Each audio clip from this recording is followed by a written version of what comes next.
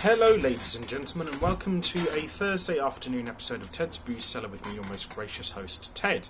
We're going to be taking a look at another one of the beers that my former colleague Shay and their partner Meg got for me, because they were round a little while ago for dinner, and they bought me some really nice beers from one of my favourite brewing companies, which is 360 Degree Brewing Company.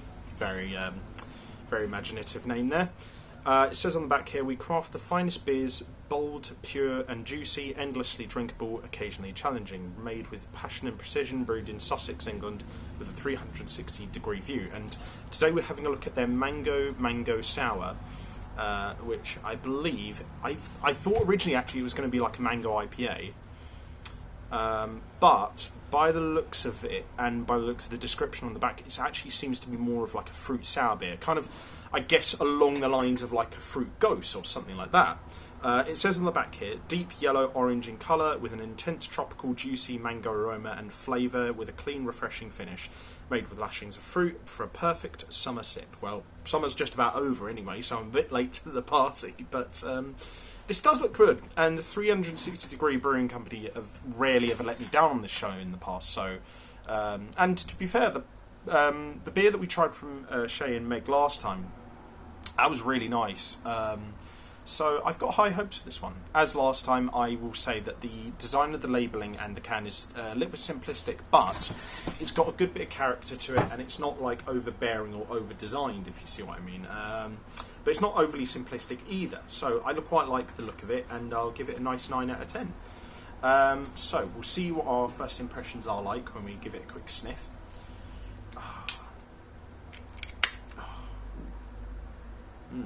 Yeah, it's got a very light, it almost looks like mango juice in terms of the colour actually. So yeah, just basically tastes like a It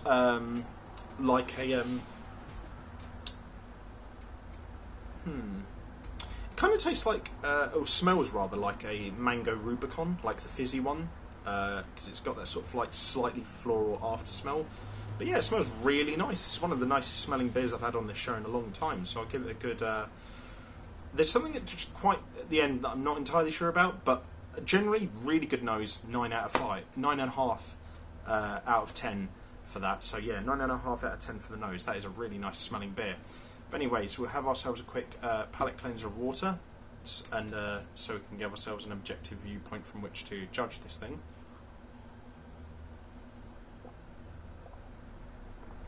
And then on to the most important part of the video, which is to see what this sucker tastes like. So, to everyone at home, have a great weekend ahead. And to Shay and Megan, wherever you are, love you lots and take care of yourselves.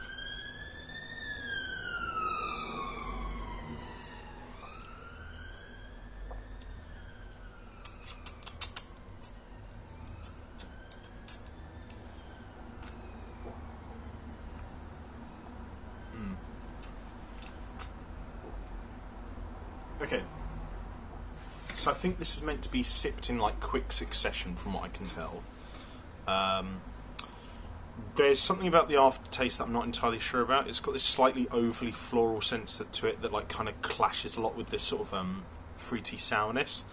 It's not bad inherently, it just doesn't really sort of like mix as well as I thought it would. I think the main body of the flavour is better than the aftertaste.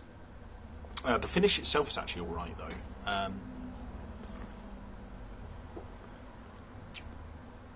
Yeah, I mean, generally this is very drinkable. For like a fruit sour beer, it's actually very smooth in terms of texture. That's probably one of its strongest points, and despite having a very sort of like simple and straightforward flavour, what with it being mainly like sour mango, what flavour is there is really enjoyable.